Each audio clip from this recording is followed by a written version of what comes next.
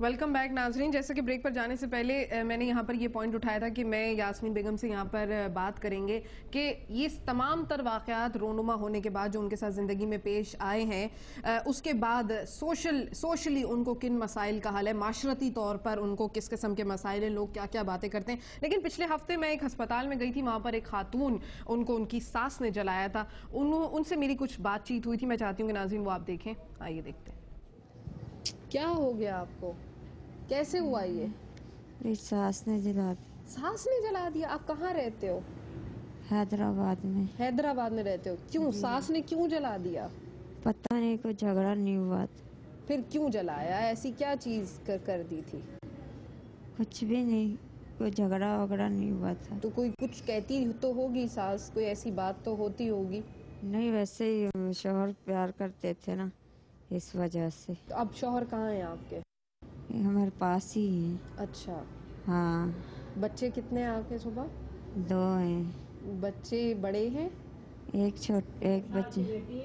3 माह का बेटा। हाँ। 3 महीने का भी बच्चा है आपका? जी। और एक बेटी है? जी। नाज़रीन, आपने गुफ्तगू सुनी उन खातून कि उनका ये कहना था कि चूंकि उनके मियाँ उनसे बहुत मोहब्बत करते थे और यही वजह थी कि उनकी सास से ये तमाम तर चीज़ें बर्दाश्त ना हो पाई, तो उन्होंने उनको मट्टी का तेल डालकर जला दिया।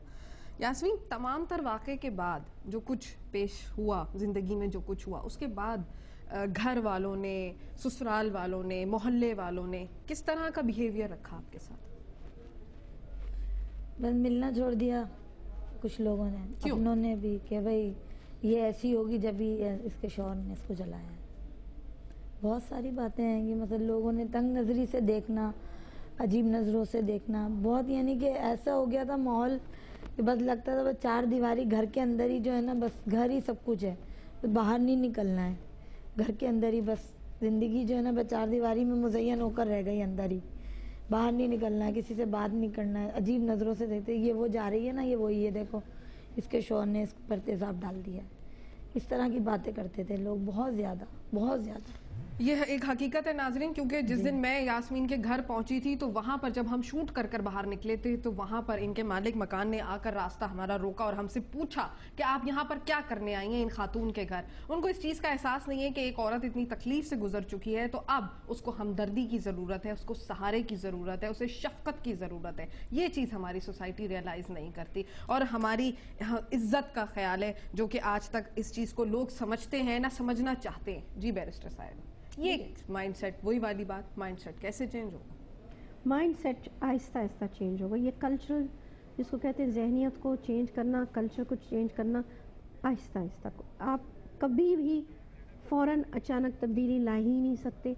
एक आदमी अपने आप को एडजस्ट करता है, चीज़ें देखता, औरत की जो की तरफ उसकी जो नज़र है उसके अंदर फ़र्क लाना, इसके मतलब 2-3 जनरेशन। और ये है हम अपने बच्चों के ऊपर ज़रूर ज़ोर डालें कि किस तरीके से उनको तरबियत देते हैं, लड़की को लड़के को, ताकि कल आइंदा जाके वो एक समझदारी से काम ले कि वो मतलब एक रिस्पॉन्सिबल शहरी बन सकें, आगे से अपनी औलाद को रिस्पॉन्सिबल बना सकें। घर के अंदर मोहब्बत से रहना, तरीके से रहना, गुस्सा भी है तो एक तरीके से इजहार करना, हर चीज़ पे तहम्मुल के साथ आएंगे। जी मुसर्रत, आपका क्या मशवरा है? मैं समझती हूँ कि media is playing a very important role. और जो चीज़ें बहुत अरसा लगती थी किसी चीज़ को पहचानने में, जानने में, मीडिया जो है वो उसको बहुत क्विक उसका रिएक्शन और एक्शन दिखाते हैं। तो अगर हम 64 इयर्स के बाद एक बिल बनाते हैं वुमेन हैरासमेंट के ऊपर, फौजिया सईद साहिबा का उसका बहुत बड़ा हाथ है, शायद जी आपके इल्म में है। और इसी तरह से जो तमाम अमेंडमेंट्स हुए हैं लॉ में, इसके बाद से लेकर अब तक जिस तरह मीडिया इस कॉज को, इस इशू को हाईलाइट कर रहा है, माइंडसेट चेंज करना, जिस तरह आप शाहिदा जी ने बताया कि जनरेशन्स लगते हैं, लेकिन मेरे ख्याल में वो ज़रा टाइम कम हो जाएगा अगर एक मुस्बत रोल जो है वो मीडिया जो है वो प्ले करे।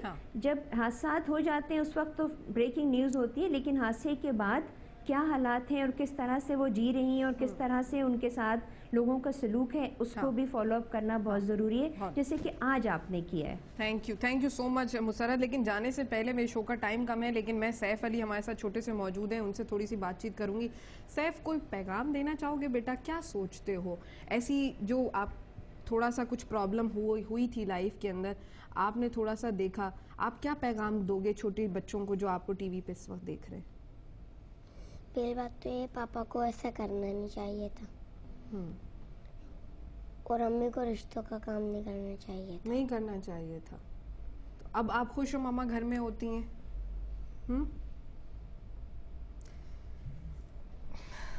कौन सी क्लास में पढ़ते हो सर? 2 में जाने वाला। और बड़े होकर क्या बनोगे? जो मम्मा चाहेंगी। जो मम्मा चाहेंगी। नाज़रीन, आपने गुफ्तगू सुनी छोटे से सैफ की। इस मुल्क में ख़वातीन की आबादी 50% है, जहां वो बासलाहियत हैं, बाहिम्मत हैं, लेकिन ये सब होते हुए भी उनको नाकारा बनाया जा रहा है।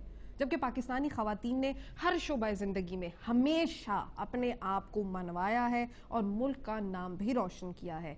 उम्मीद के दामन को थाम कर आगे बढ़ना होगा। अंधेरे में रहकर अगर हम ये सोचेंगे कि हमारा मुकद्दर सिर्फ पीछे की तरफ लेकर जाता है तो वाकई हम पीछे रह जाएंगे। और अगर ऐसा हुआ तो फिर शायद हमने हार मान ली और हमें अपने आने वाली कौम की खातिर, इन नन्हे बच्चों की खातिर हार नहीं माननी चाहिए। आगे बढ़ना ही है हिम्मत, हौसले और मेहनत के साथ। नाजरीन, आपको मेरा शो कैसा लगा? आप मुझे ईमेल कर सकते हैं kabtak@dawnnews.tv पर। मैं बहुत शुक्रगुजार हूँ यास्मीन बेगम की, जो आज हमारे शो पर अपने बेटे को लेकर पहुंची, मुसर्रत मिसबा की और बैरिस्टर शाहिदा जमील की। कल तक के लिए अल्लाह हाफिज।